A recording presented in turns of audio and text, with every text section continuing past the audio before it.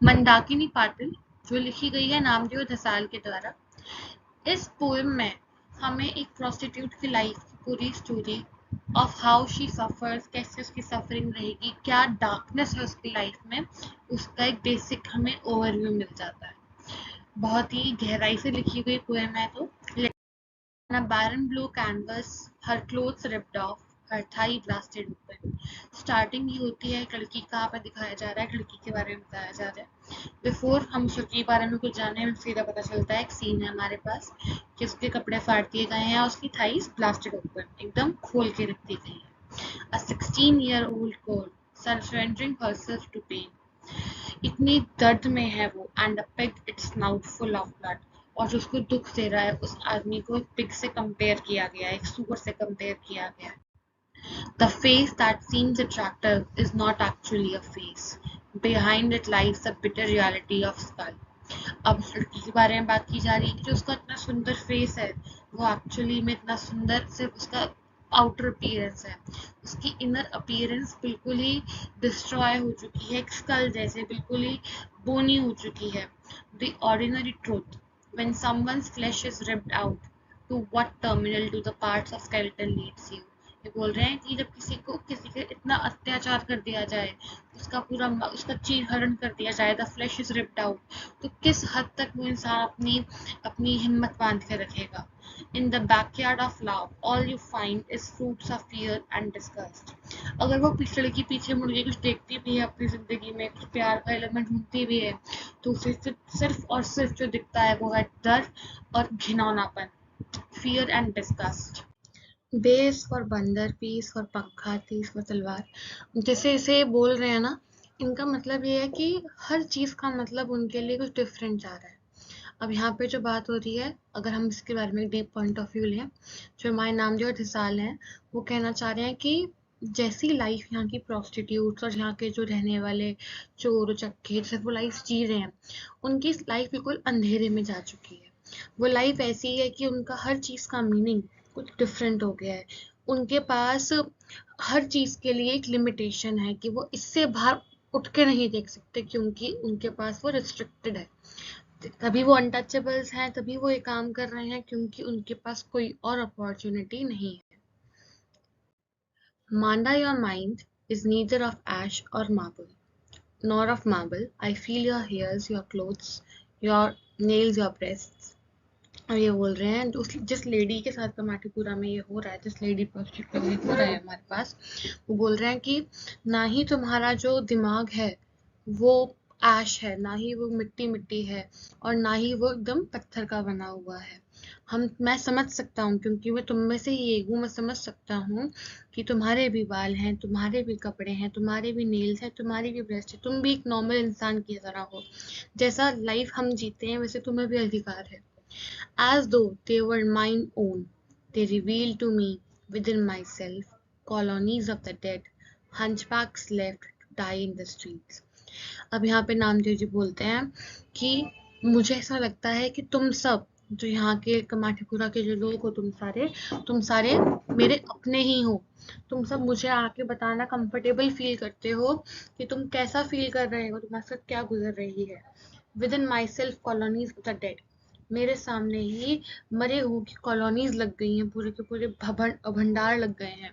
हंचबैक्स left to die in the streets, और कईयों को तो ऐसे ही स्ट्रीट पे मरने के लिए छोड़ दिया जाता है।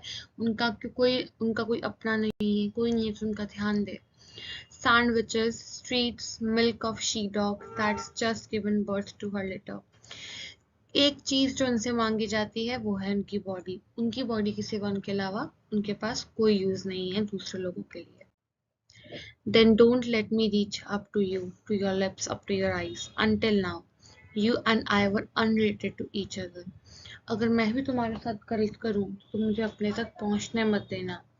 You and I were unrelated. अभी तक तुम और मैं, नामदेव जी के पॉइंट समझना आपको इसको, अभी तक तुम और मैं एक दूसरे से अनरिलेटेड थे, हम आपस में कनेक्टेड नहीं थे। And there were no calls to each other borrowing holes in us.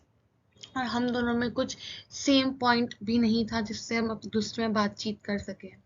This period is as long as 10 miles, as close as 10 seconds। अब एक तरह का कंट्रास्ट हो गया कि जो इतना लंबा टाइम, इतनी दूरी है हमारे बीच में, 10 मील से ज़्यादा की दूरी है, पर मानो तो 10 सेकंड की दूरी भी नहीं है। मतलब हम दूर होते हुए भी सेम ग्राउंड पे हैं और दूसरे से रिलेट कर सकते हैं। And in its area, you, me, seeds, a splinter of glass nibbling us, and 1,000 states of being. Here it intends to say कि ऐसा लगता है कि एक ग्लास है जो हमारे अंदर घुस रहा है, निबलिंग अस।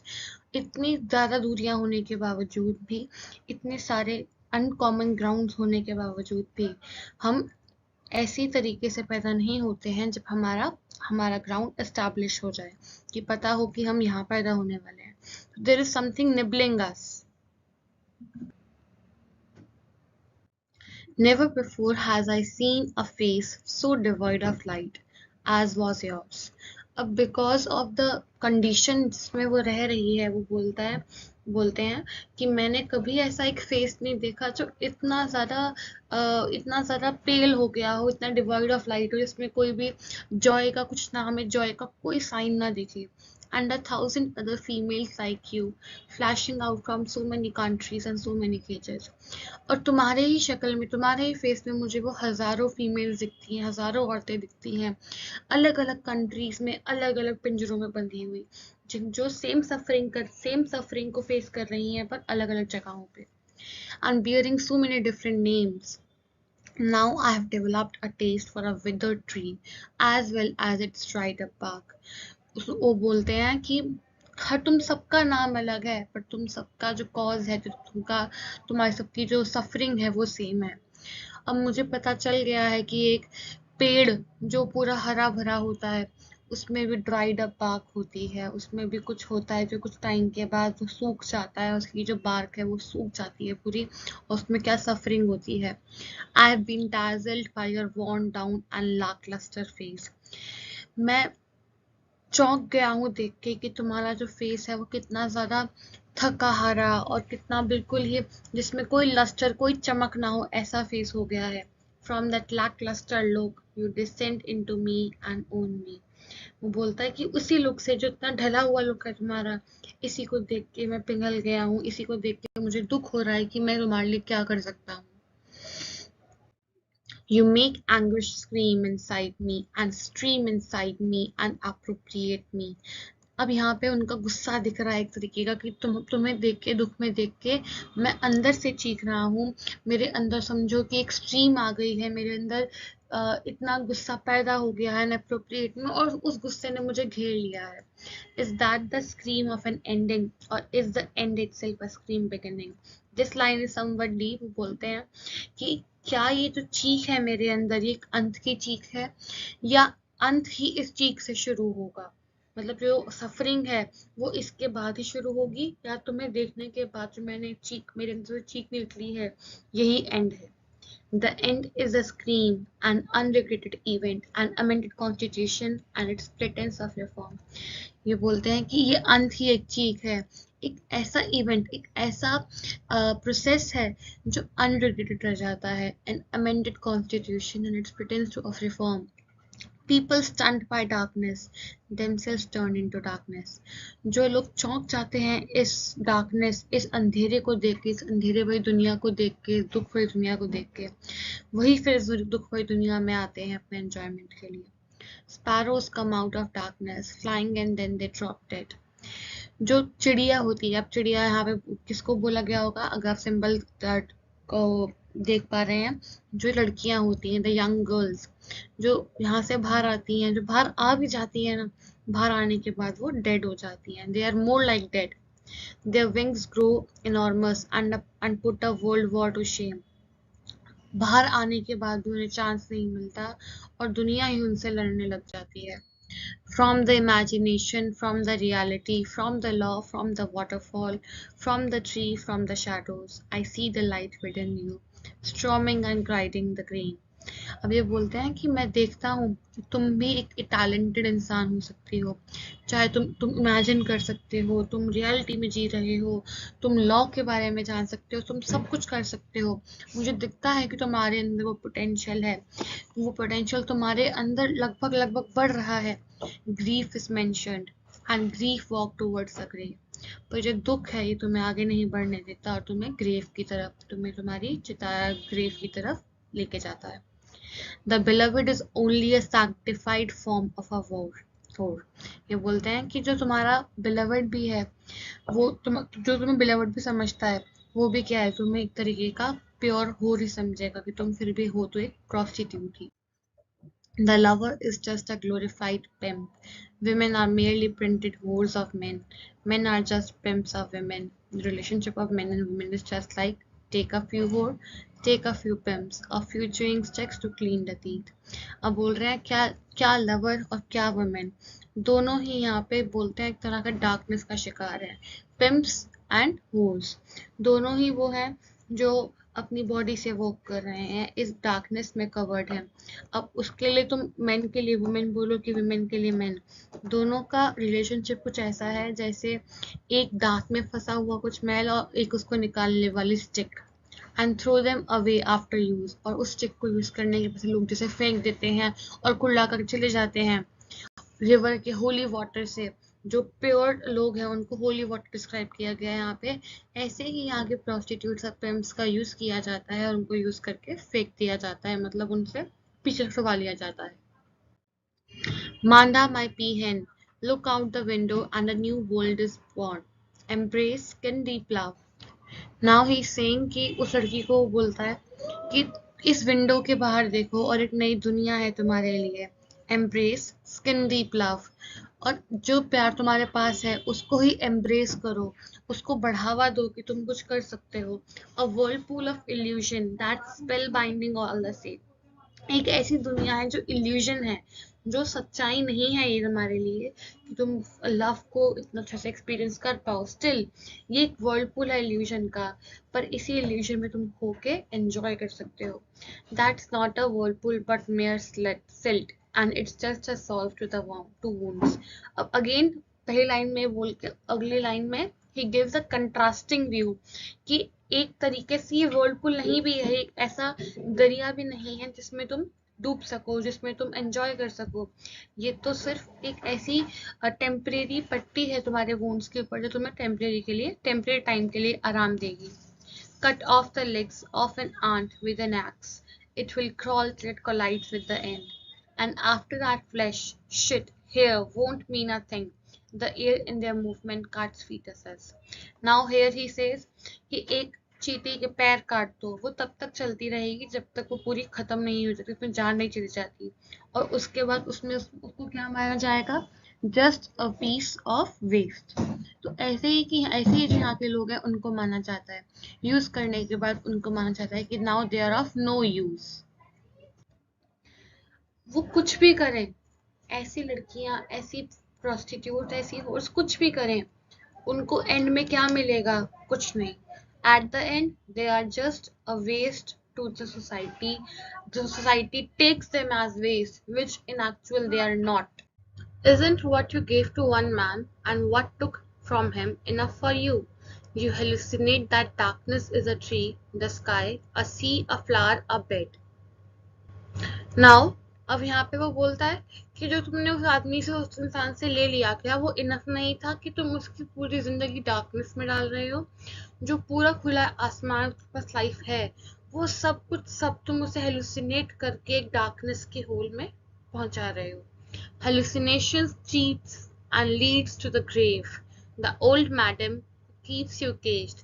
वो लेडी जो इन सबको कंट्रोल कर रही है, वो लेडी जो इन सबको डार्कनेस में धकेल रही है, वही है जो इन सबको इनके ग्रेव का रास्ता दिखा रही है और उन्हें ये बोल रही है कि तुम्हारी डेस्टिनी, तुम्हारी किस्मत ही यही है। She seizes a beast and turns it to dust. People who eat her up and survive defy death and lead what life.